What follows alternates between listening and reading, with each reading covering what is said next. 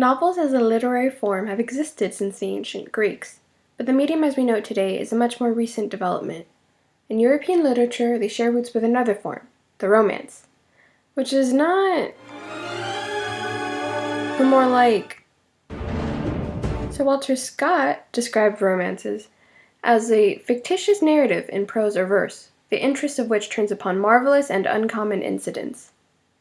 A novel, on the other hand, is a work in which the events are accommodated to the ordinary train of human events and the modern state of society.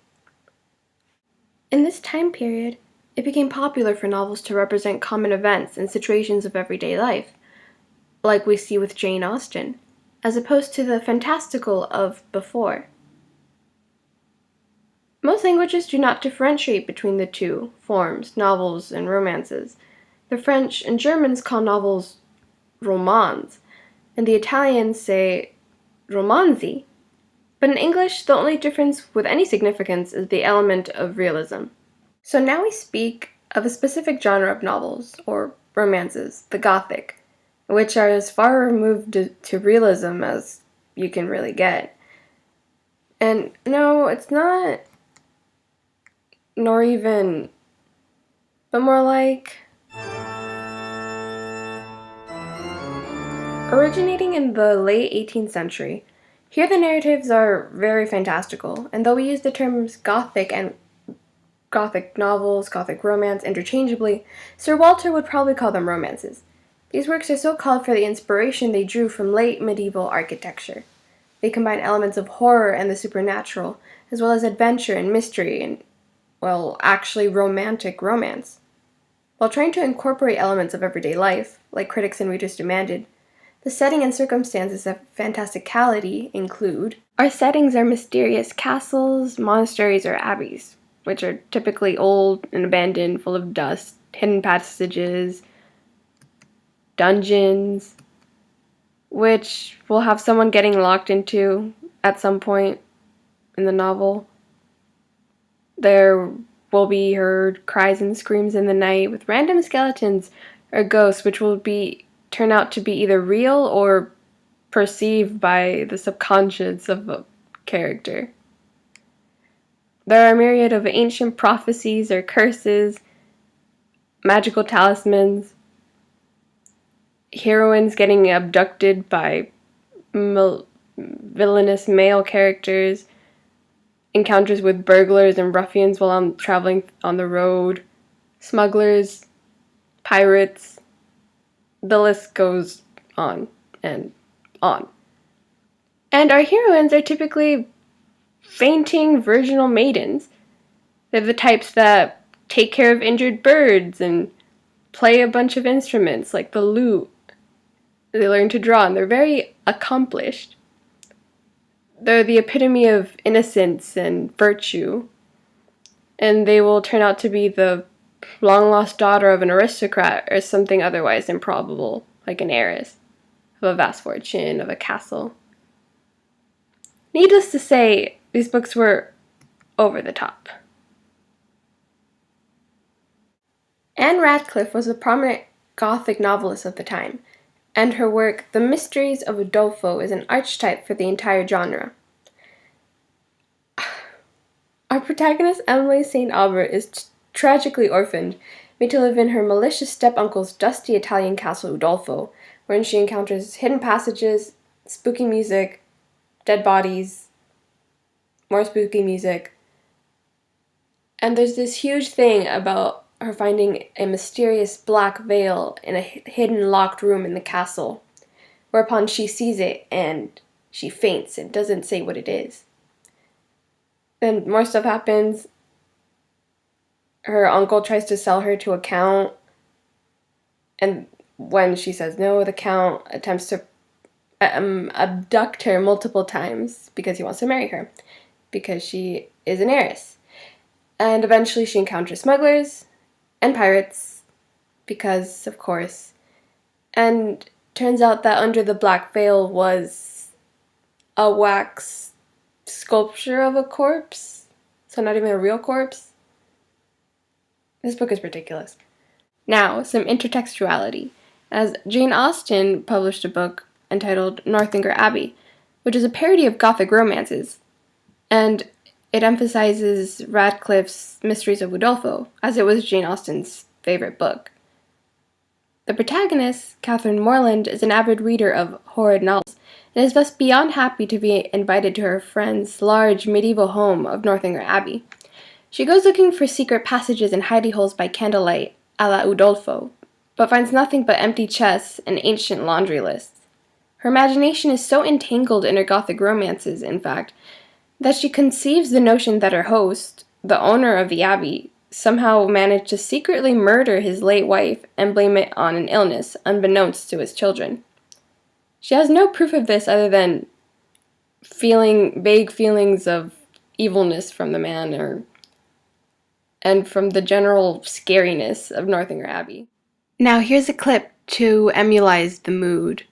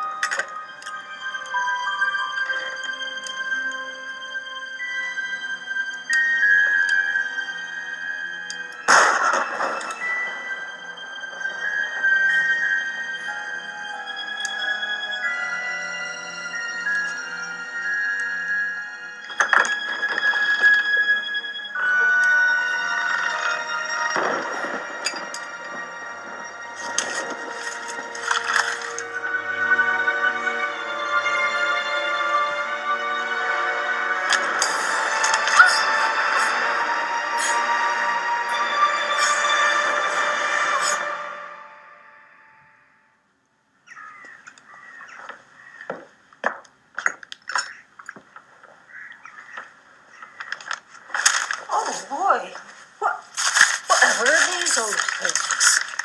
No, leave them, please.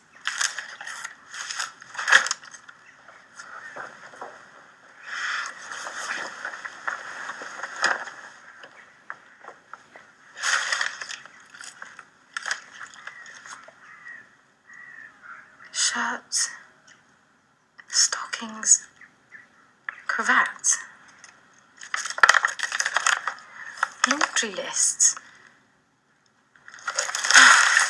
It is of note that, while Austen satirizes Gothic novels, she is an adamant defender of the novel form within the same work. She gives insight on the general view of novels and novelists at the time, saying that novels are some of the works in which the greatest powers of the mind are displayed, in which the most thorough knowledge of human nature, the happiest delineation of its varieties, the liveliest effusions of wit and humor are conveyed to the world in the best chosen language. For during this time period, novels were not taken seriously. In fact, Jane Austen in Chapter 5 of Northanger Abbey actually goes on a huge tangent about novels and about how they are not being taken seriously by critics, and that they are ridiculed in favor of histories and more serious works typically published by men. And she defends novels by stating that while they can oftentimes be frivolous, they have this huge significance to humanity. She acknowledges the general frivolity and unrealism while understanding their emotional and intellectual significance. She understands that the reason why these works are not considered literature is their popularity and resonance with female readers, and she has this ability to laugh at and remain critical of something even if she loves it. Now, in this time period, the readership of Gothic novels was overwhelmingly female, but the interest shown by these young women was commonly disparaged, the equivalent of teen girls reading Twilight or drugstore trashy romance novels today. Moreover, this was the first time in history that women were publishing more novels than men. Large publishing houses like Minerva Press allowed women to publish their work in vast quantities, helping along helping along to cheaply spread and make novels available far and wide throughout the country.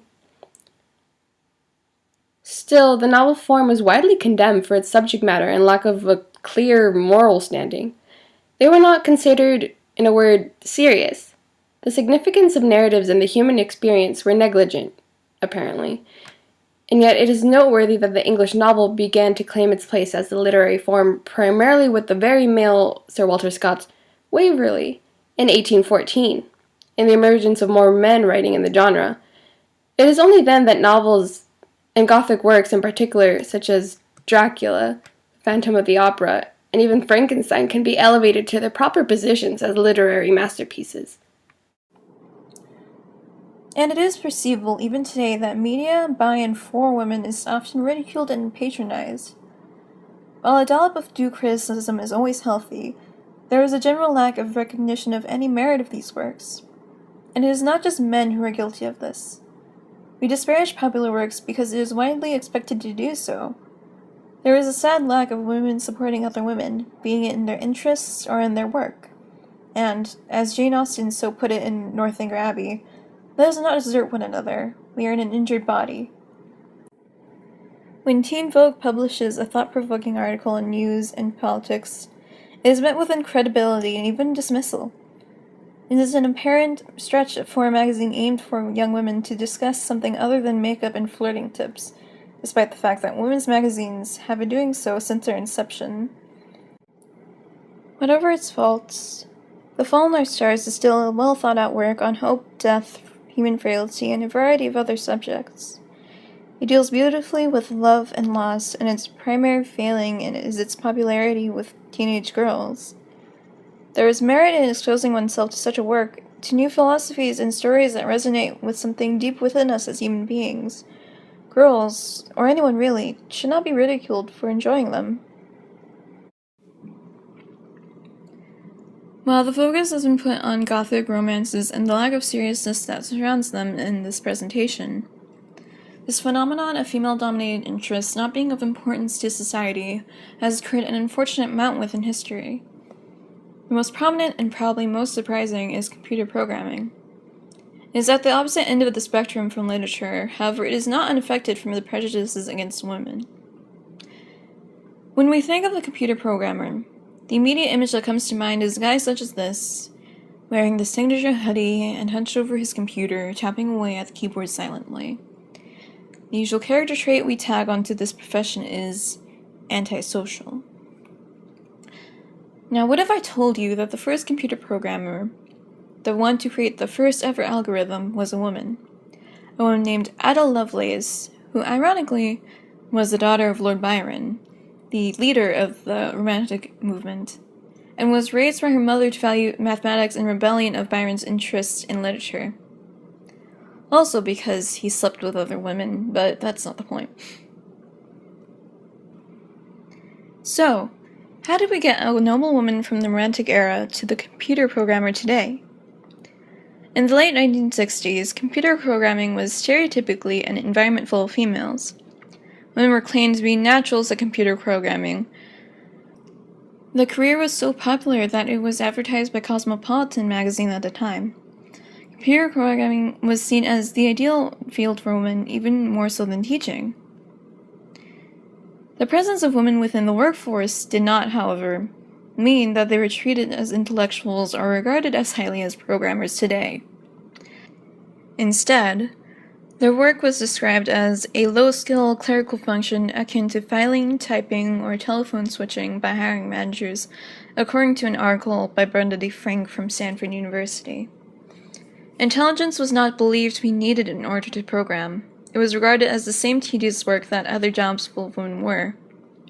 This largely opposes the image of computer programming today, in which it is detail-oriented work that requires one to have a deep understanding of logic and the ability to pick up an entirely new language and way of thinking. The profession was not taken seriously until male programmers seek to raise the prestige of it by raising the educational requirements and discouraging women from being hired. Hiring managers even slated the recruitment towards men by making the personality profile antisocial. The trait of antisocialness was an important part of a computer programmer's identity, even today, and generally believed to be one that men majorly possessed. It is particularly interesting since, even if it is the stereotype now, communication and teamwork is an essential skill in order for development teams to be efficient. Advertisements were specifically targeted towards women. They were painted as obsolete and inefficient, and businesses were urged to replace them with machines. This claim of inefficiency and human error, however, skipped over men, unsurprisingly, despite them being just as liable. It is interesting to see the effect of social prejudices. They affected us then and are an unwavering force now. The arts and sciences are no different. The range of interests and professions afflicted by them has no bounds.